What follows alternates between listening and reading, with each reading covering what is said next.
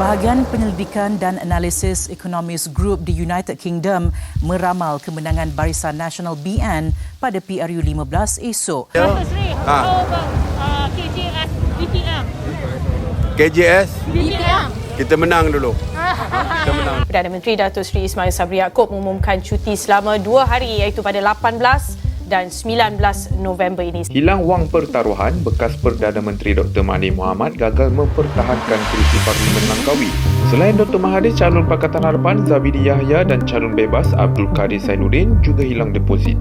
Gabungan Parti Sarawak GPS yakin sokongan yang diterima pada pilihan raya negeri lalu akan diterjemahkan sekali lagi pada PRU ke-15 Sabtu ini. Keyakinan itu bersandarkan penduduk negeri itu mengutamakan kestabilan politik dan kemakmuran ekonomi. Tan Sri Muhyiddin yang juga Presiden Bersatu berkata, tawaran bertemakan prihatin, bersih dan stabil itu digubal dengan mengambil kira pandangan dan sentimen rakyat.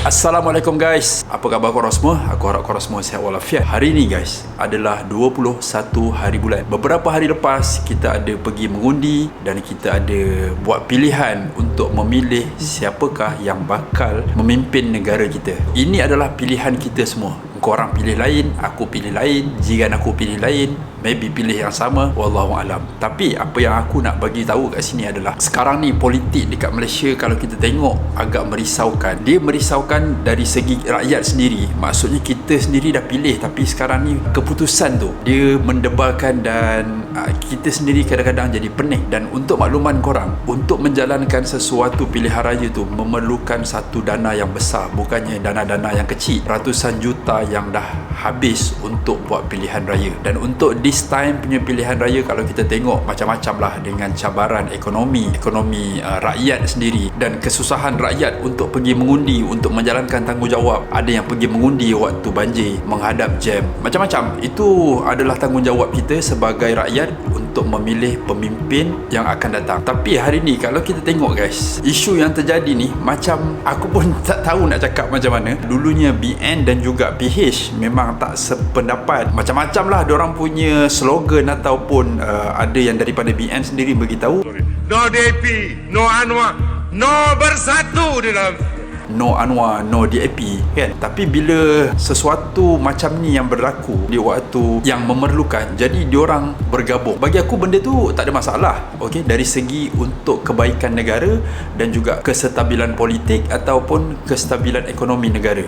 Tapinya bagaimana persoalan yang timbul dari segi penilaian rakyat. Maksudnya dulu contoh katalah orang A dia penyokong BN, tapi hari ni dia nak tak nak kena juga accept ideologi ataupun perjuangan Pakatan Harapan. Begitulah juga BN kalau dia bergabung dengan Perikatan Nasional. So kat sini dia akan menimbulkan satu konflik di mana persefahaman ataupun mission, goal dan juga keyakinan investor-investor ataupun pelabur-pelabur luar yang akan terus melabur dekat Malaysia. Politik Malaysia ni pun sebenarnya beberapa tahun lepas kalau kita tengok dah macam tak stabil lah. Macam-macam lompat parti apa semuanya. Aku seriously tak berapa minat sangat politik dan aku tak into sangat politik.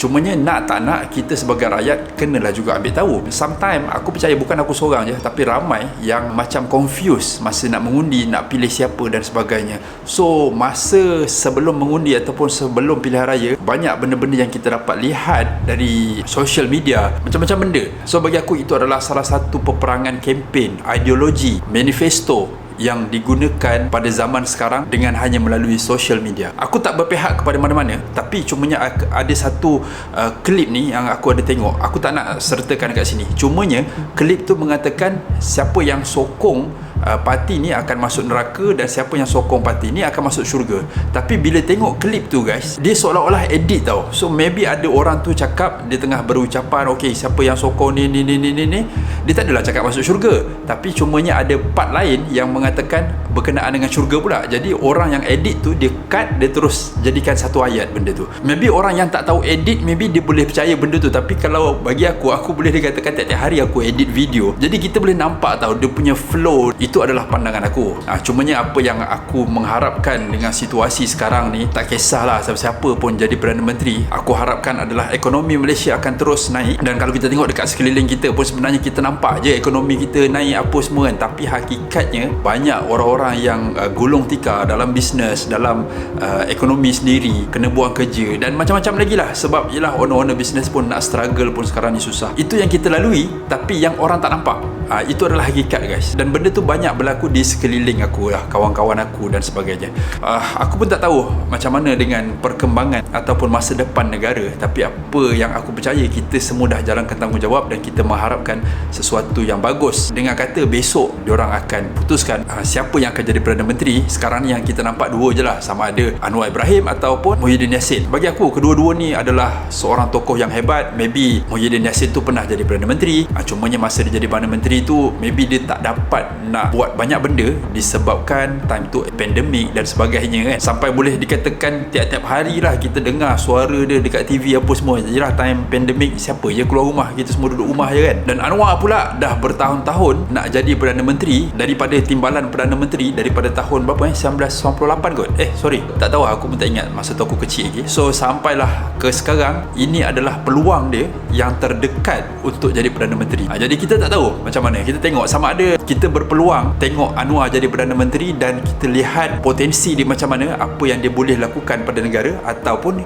kita tengok Muhyiddin Yassin sekali lagi menjadi Perdana Menteri, kita tengok juga impak dia macam mana. Aku sebagai rakyat Malaysia dan korang juga sebagai rakyat Malaysia, kita sama-sama doa mana yang terbaik untuk negara kita. Dan wallahualam, dulu maybe ada kawan kita yang betul-betul benci PH, betul-betul benci BN, betul-betul benci Perikatan Nasional. Contoh dulu bila bersembang pasal politik boleh jadi gaduh, tapi sekarang ni nak tak nak kena bergabung jadi kawan untuk masa depan negara. Tak adalah maksud aku bergaduh bertumbuk, tapi maksud aku adalah selisih faham, persefahaman. Aku rasa itu saja guys video untuk hari ni. Aku tak tahu pendapat korang macam mana, korang boleh drop komen, berilah komen-komen yang positif yang dapat memberi kita satu impak yang baik. Dan ada juga aku terbaca satu posting ataupun artikel mengatakan kalau PN menang disebabkan diorang bersatu dengan Barisan Nasional, GPS dan sebagainya. Artikel tu mengatakan tak ada guna kita buat election this time. Seolah-olah segala usaha yang dilakukan untuk pilihan raya, segala dana yang dikeluarkan untuk pilihan raya dan segala effort kita rakyat untuk pergi mengundi adalah sia-sia kerana keputusannya adalah sama je. Dalam artikel tu, bukan pendapat aku. Okay? So segala yang baik tu adalah datang pada Allah, yang buruk tu datang pada diri aku sendiri. Kita jumpa di next video guys. Next hot topic, korang boleh bagi cadangan